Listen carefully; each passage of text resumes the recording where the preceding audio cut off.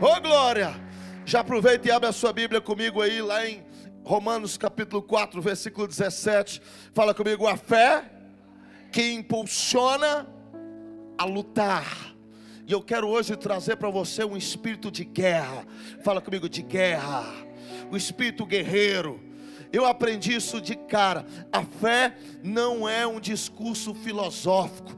A fé não é algo romântico. A fé, ela é prática. A fé, ela é transformadora. E a fé nos impulsiona a lutar. Fala comigo: lutar.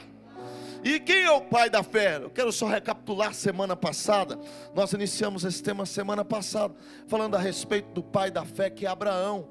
E lá em Romanos capítulo 4, versículo 17, a Bíblia diz, um dos princípios, né, de Abraão, pode ser o 18, pode pular já para o 18, 18, Abraão, esperando contra a esperança, creu. Fala comigo: creu, para vir a ser pai de muitas nações. Ou seja, Deus liberou uma promessa para a vida dele. Tem alguém que tem promessa de Deus aqui? Cadê você? Ele liberou uma promessa e Abraão pegou aquela promessa, guardou no seu coração e falou: isso vai se cumprir na minha vida. E ele creu contra a realidade, ele creu contra a esperança. Segundo lhe fora dito, ele alcançou. E nós ministramos exatamente isso semana passada, que Abraão teve fé para receber. Quem aqui quer ter fé para receber as promessas de Deus? Em que consistiu essa fé para receber? Paciência. Fala comigo: paciência. Paciência. Por que ele recebeu? Porque ele teve paciência. Abraão recebeu a promessa hoje. No outro dia as coisas aconteceram? Não. Ele desistiu? Não. Ele teve que ter paciência. Na outra semana aconteceu? Não. E o que ele teve que ter? Paciência. Um ano se passou, a promessa se cumpriu? Não. E o que ele teve que ter? 10 anos se passaram, a promessa se cumpriu? Não.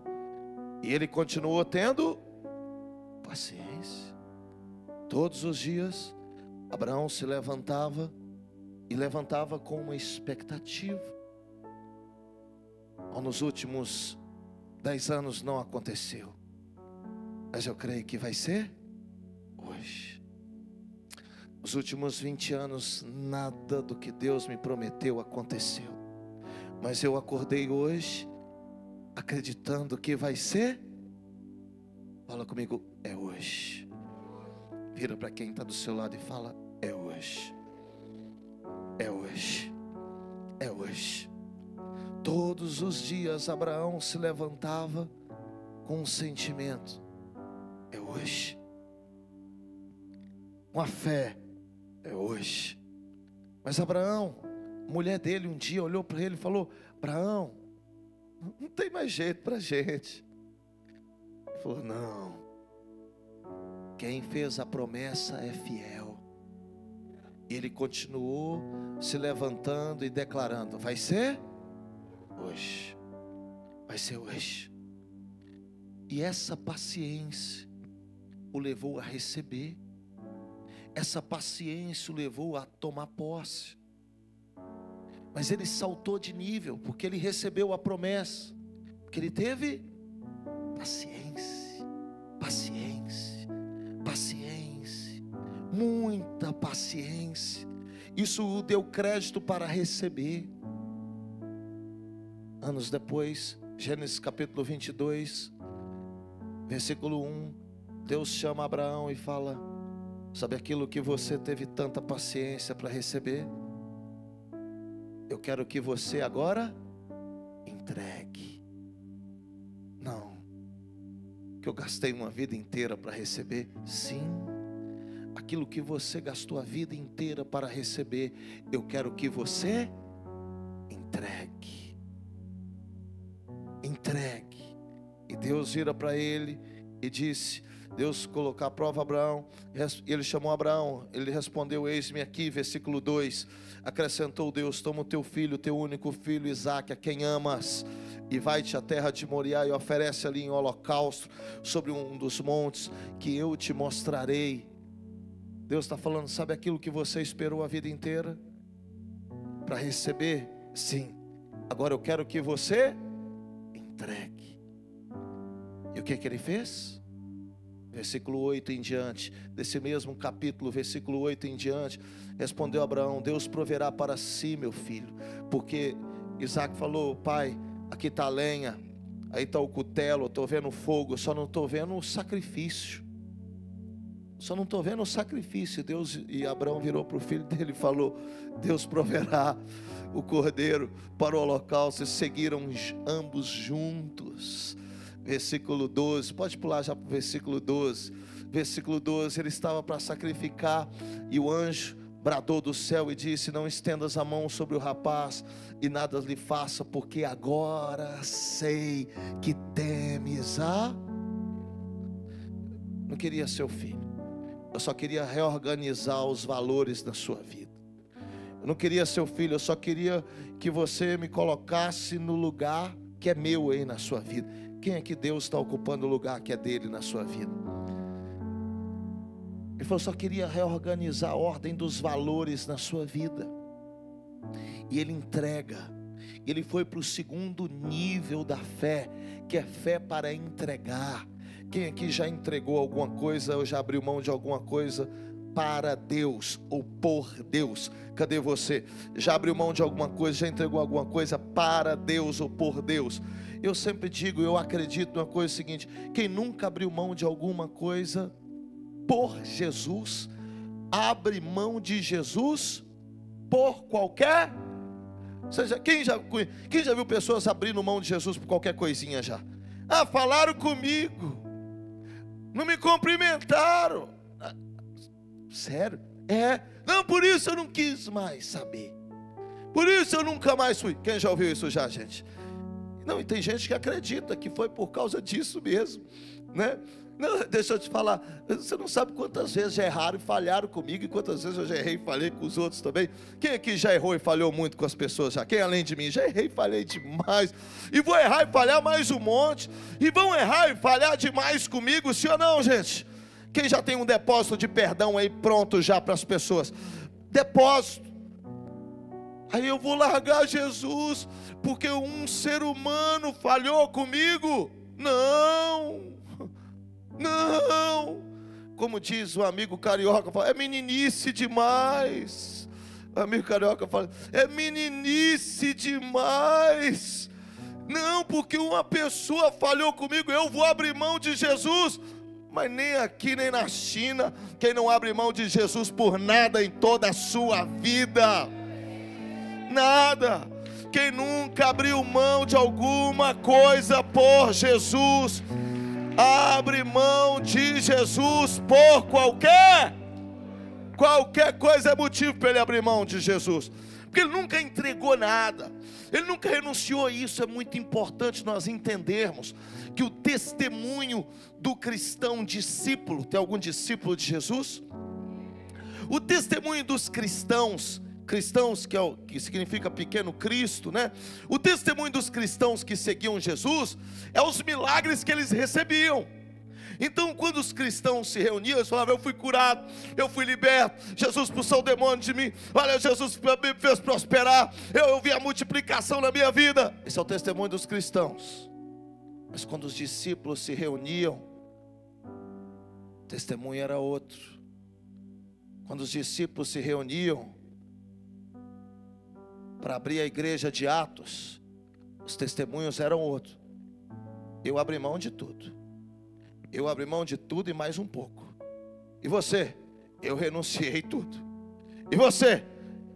Eu renunciei só metade. E eu também entreguei tudo. E você? Também entregou. O testemunho não era mais o que eles receberam. O testemunho do discípulo é o que ele entregou, é o que ele abriu mão. Porque esse é o segundo nível da fé. Primeiro nível da fé é esse, é o que você está focado só no que você vai receber. E se você tiver paciência e continuar crendo com paciência, você vai receber. Mas logo que você amadurece um pouco, você vai ser desafiado aí para o segundo nível da fé. E nesse segundo nível, você vai ver e você vai achar, você vai ficar feliz, não é mais pelo que você recebeu. Você vai sentir prazer em entregar. É o que Davi dizia. Salmo 116, versículo 12. Davi carregava um grito dentro dele. Qual era o grito que Davi carregava dentro dele? O que eu darei ao Senhor? Quero fazer alguma coisa para Deus hoje. Você quer receber o que de Deus hoje? Não, eu quero dar. Eu quero entregar alguma coisa para Deus hoje. Eu quero colocar alguma coisa hoje no altar de Deus que agrade a Ele. Eu quero fazer alguma coisa para agradar a Deus hoje. Eu quero me entregar mais. Quem já foi para esse segundo nível já? Se você amadurecer um pouco, você vai ser desafiado a entregar. E Abraão entregou. E quando ele entrega, Deus abre os céus e Deus fala: filho, agora esquece. Deus abre os céus e fala: olha, seu nome vai atravessar gerações, benditas serão todas as famílias da terra, quem te abençoar será abençoado, quem te amaldiçoar vai ser amaldiçoado. É o seguinte, você é diferenciado de todas as outras pessoas. Esquece, Abraão, ele ultrapassou as gerações, porque ele saltou para o segundo nível. Mas ele não parou no segundo nível da fé. E eu quero focar exatamente no terceiro nível. Ele teve fé para receber. Ele teve fé para entregar. E para entregar, eu preciso de quê? Se para receber eu preciso de paciência, para entregar eu preciso de obediência. Fala comigo, obediência. Foi assim que nós finalizamos a última terça-feira. Obediência. Para receber eu preciso, para entregar eu preciso de obediência. Deus falou, vou só obedecer. Deus direcionou, eu vou só obedecer. Deus me incomodou, eu vou só obedecer. Quem além de mim já foi incomodado pelo Espírito Santo? Ninguém falou nada. O Espírito Santo te incomodou já? Entrega. Espírito Santo, Deus falou, eu vou só obedecer. Então, para pular o segundo nível, você precisa ter um coração obediente à direção do Espírito. Mas ele não ficou aí. Abraão não tinha só fé para receber, ele não tinha só fé para entregar, ele tinha fé para resgatar tudo que se havia perdido. Quem já perdeu alguma coisa na sua vida? Cadê você? Perdeu fé, perdeu alegria, perdeu ânimo, perdeu força, perdeu dinheiro, perdeu recurso. Quem que já perdeu alguma coisa na sua vida já? E a maioria de nós, quando perde alguma coisa, nós pensamos o seguinte: perdi, acabou. Abraão não. Abraão, ele não aceitava a derrota por nada.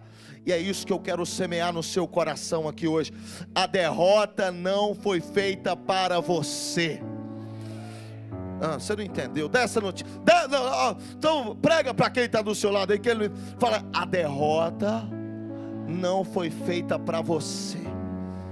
Fala: a derrota não tem o seu nome. Fala: não é para você. Fala: você pode fracassar, você pode se frustrar, mas derrotado jamais. Fala: você vai se levantar 1000 vezes até você se tornar aquilo que Deus te criou para ser. E o que fez Abraão ser tão diferenciado? Além de ter fé para receber, ter fé para entregar, ele tinha fé para resgatar. ele não aceitava a perda. Abre comigo Gênesis capítulo 14, versículo 12. Gênesis capítulo 14, lá no versículo 12, no comecinho da Bíblia. Gênesis capítulo 14, lá no versículo 12.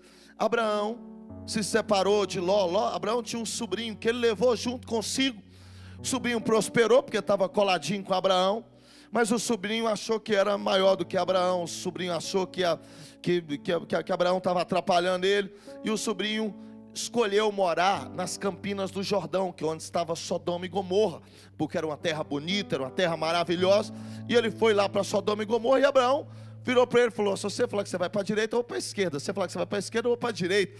E ele foi para Sodoma e Gomorra. Abraão seguiu outro caminho. Passado um tempo, houve guerra de 5 reis contra outros 4 reis. E no meio dessa guerra, apossaram-se também de Ló, que era o sobrinho de Abraão. O sobrinho que foi embora brigado, o sobrinho que foi embora falando mal, o sobrinho que foi embora praguejando. Quem aqui já ajudou muito alguém que saiu falando mal de você ainda? Foi embora criticando. Você deu tudo. Gente, eu lembro do um discípulo que eu tive. Eu abri uma célula, eu morava em Belo Horizonte, abri uma célula em Caeté, que era uma cidade pertinho de Belo Horizonte. E lá eu ganhei um jovem. A gente ganhou para Jesus um jovem que estava no mundo do crime assim, pesado. Menino, 17 anos de idade, já tinha 30 homicídios já nas costas. Imagina só. Mas eu sempre gostei de causas impossíveis, né? Falei, vou virar esse jogo. Olha o que eu pensava. Falei, eu vou virar esse jogo. Eu peguei ele, carreguei no colo, arrumamos emprego, arrumamos casa, arrumamos tudo para ele. Ele não conseguiu ficar no emprego, porque traficava, ganhava muito dinheiro num dia só, e estava ralando para trabalhar, para ganhar um pouco de dinheiro por mês. E ele assim, deu uma recaída, voltou, juraram ele de morte, teve que sair fugido. O que eu fiz? Peguei ele, levei ele para dentro da minha. Falei, vai ficar aqui. Morava em Belo Horizonte, ele estava lá em Caeté, teve que sair fugido, jurado de morte para todo lado. Coloquei ele dentro da minha casa. Só que eu ia trabalhar todo dia. Falei, só fica aqui, que aqui ninguém vai te matar, né? Vou te levar na célula todo dia, porque eu estou todo dia na célula, todo dia na igreja, todo dia em discipulado. Agora você vai virar crente de verdade. Vou levar você comigo para cima e para baixo. Coloquei ele no colo, carreguei nas costas. Saí para trabalhar um dia, no segundo dia que ele estava lá na minha casa, saiu para trabalhar, roubou minhas coisas e fugiu. Roubou minhas coisas tudo e fugiu. Fugiu. Quem já passou por uma situação assim? Roubou. Eu não fiquei triste que ele roubou as coisas. Fiquei triste por ele ter ido embora, né? Triste demais, né? Que a pessoa, ela acha que ela vai ter uma vantagem tão besta, né? Perdeu a maior vantagem que ela poderia ter, né? Perdeu sempre a maior vantagem. Roubou minhas coisas, fugiu. O que foi pior? 30 dias depois apareceu com 15 tiros. Caixão fechado, o velório dele, caixão fechado, desfigurado, né? Extermínio completo.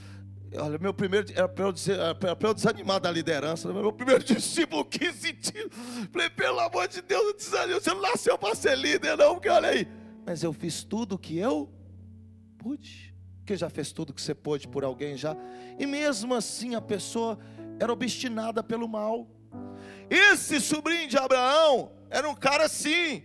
O cara foi morar em Sodoma e Gomorra. O cara obstinado pelo mal. Ele queria o mal. A mente, a inclinação dele era para lá. E esse sobrinho que saiu falando mal, saiu criticando, saiu ruim com Abraão, foi aprisionado nessa guerra.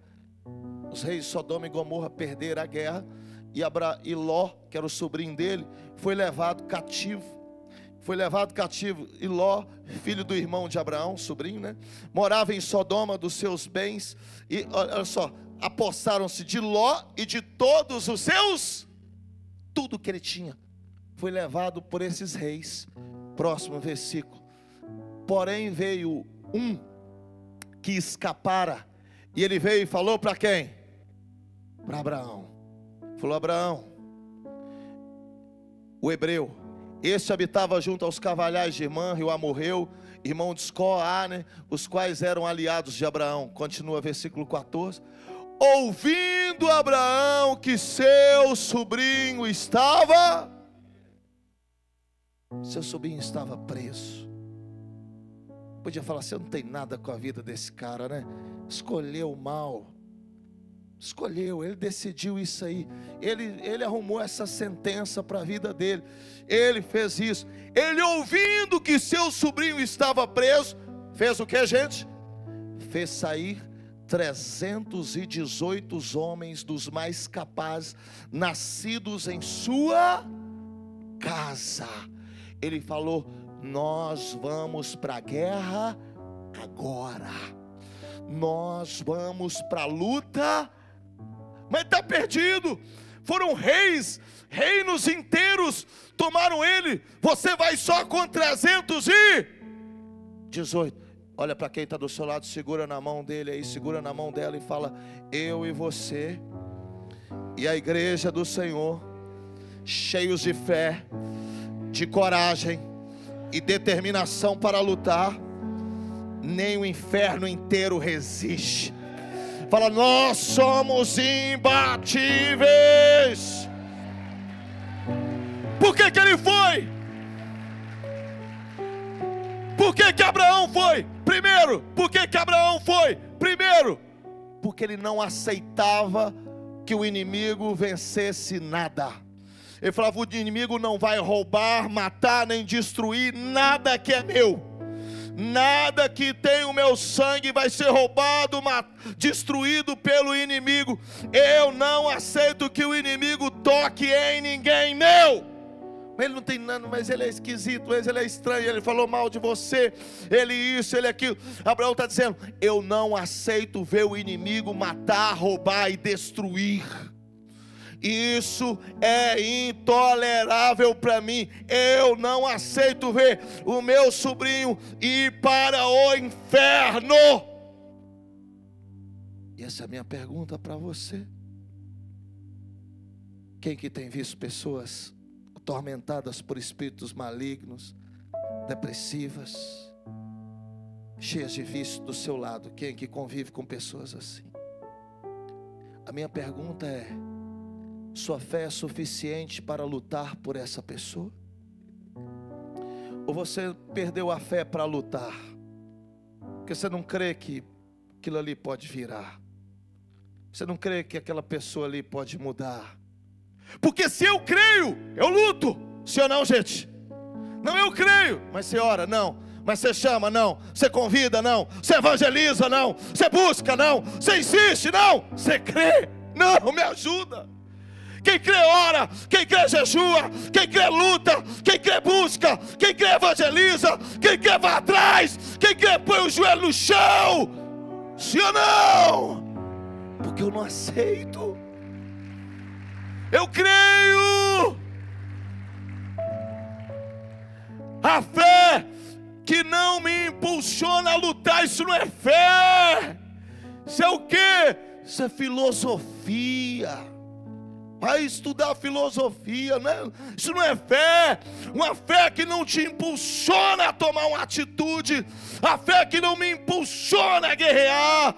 A fé que não me impulsiona a sair do lugar. Domingo nós estávamos aqui no culto da noite, às 18, uma multidão assim de pais com filhos, com... Quem aqui está com seu pai ou com alguém da sua família aqui hoje? Cadê você? O que? Filhos lutando pelos seus pais, pais lutando pelos seus filhos, porque eles entenderam o que é a nossa missão como Sara, a nossa terra. Nossa missão como Sara, a nossa terra é sarar essa. Isso começa onde? Em nossa casa. Isso começa onde? Em nossa família. Isso começa onde? Com as pessoas que estão próximas de nós. Abraão só ficou sabendo: está preso, tá? Então, está declarado guerra aqui hoje. Mas o inimigo é muito grande, mas o inimigo é muito poderoso. Não interessa, porque eu tenho comigo o Senhor dos Exércitos. E eu não aceito ver o diabo entrar na minha casa. Quem quer colocar o inimigo para fora da tua casa, na tua família, em nome de Jesus?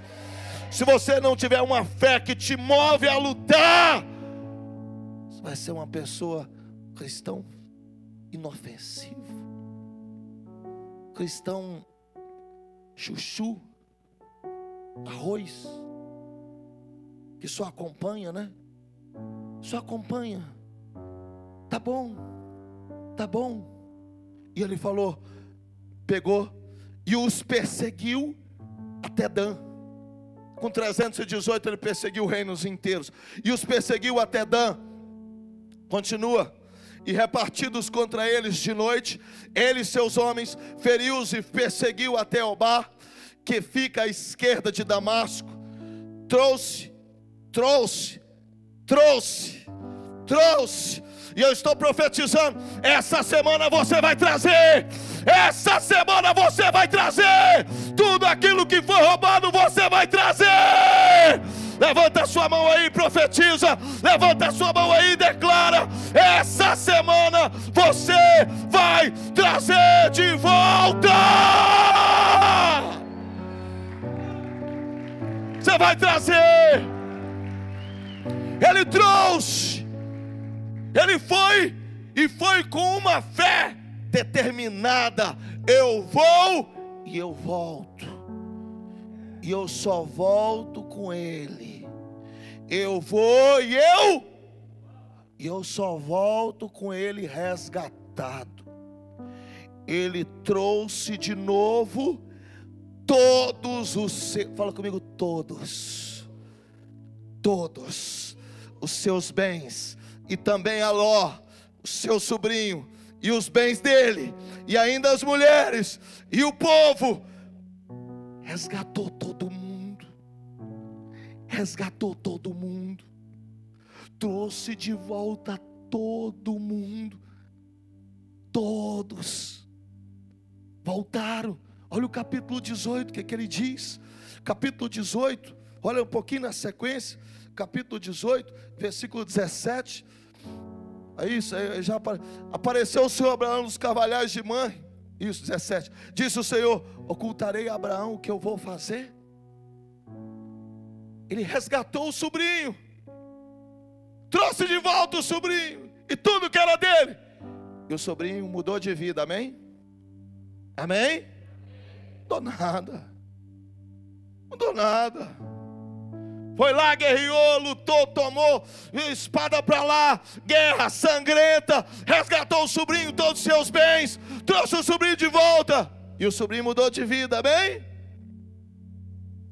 Mudou nada, porque tem coisa que não depende de você. Quem está me entendendo, diga amém. Agora nem por isso você vai deixar de fazer o que depende de você. Porque você pensa, o que adianta eu vou lá, a pessoa não vai querer. O que adianta eu falar, a pessoa não vai aceitar. O que adianta eu convidar, a pessoa não vai dizer sim. O que adianta eu ir lá? Aí já é responsabilidade dela. Você não pode deixar de fazer o que é sua responsabilidade, achando, imaginando que aquilo não vai adiantar nada. Ele foi lá e fez. O sobrinho mudou de vida. O sobrinho consertou? Nada. Voltou para Sodoma e Gomorra, para a mesma vida. Deus, disse o Senhor: ocultarei a Abraão o que estou para fazer. Aí não foi mais inimigo nenhum. Abraão foi resgatar o sobrinho dele da mão dos inimigos, porque ele tinha fé, uma fé que o impulsionava a lutar. Agora é Deus. Deus virou para Abraão e falou: olha, Abraão, visto que Abraão certamente virá a ser uma poderosa nação, e nele serão benditas todas as nações da terra. Continua. Porque eu escolhi, pode seguir próximo, escolhi para ser tal. Disse mais o Senhor: com efeito, o clamor de Sodoma e Gomorra tem se multiplicado, e o seu pecado tem se agravado. Por que Deus falou isso para Abraão? Por que Deus não foi lá e derramou o juízo sobre Sodoma e Gomorra? Porque Deus falou para Abraão? Porque ele sabia que tinha alguém de Abraão lá dentro. Ele falou: Abraão, eu considero. O sobrinho dele aí é complicado, mas eu considero Abraão. eu considero Abraão, em consideração a Abraão, eu vou falar: Abraão, para mim já deu. Sodoma e Gomorra, ó, pecaram até não poder mais, achando que amanhã, não teria amanhã. Já deu. Juízo, quem sabe que Deus também é juízo? Cadê você que sabe que Deus é juízo?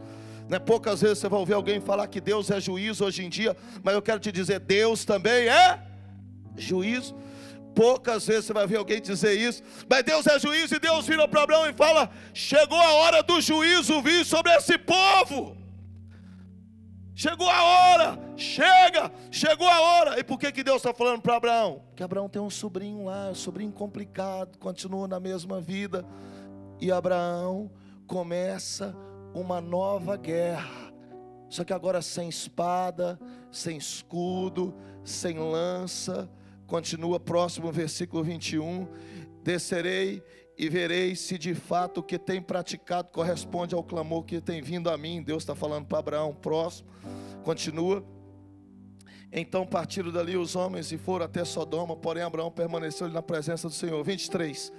E aproximando-se a ele disse: destruirás o justo com o...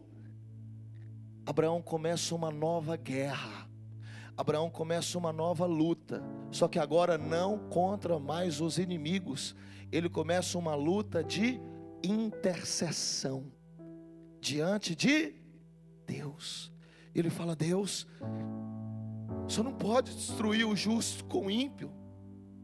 Não, Deus, não faz isso. E aí Abraão começa a interceder e negociar com Deus. Se tiver 50 justos lá, não destrói a cidade.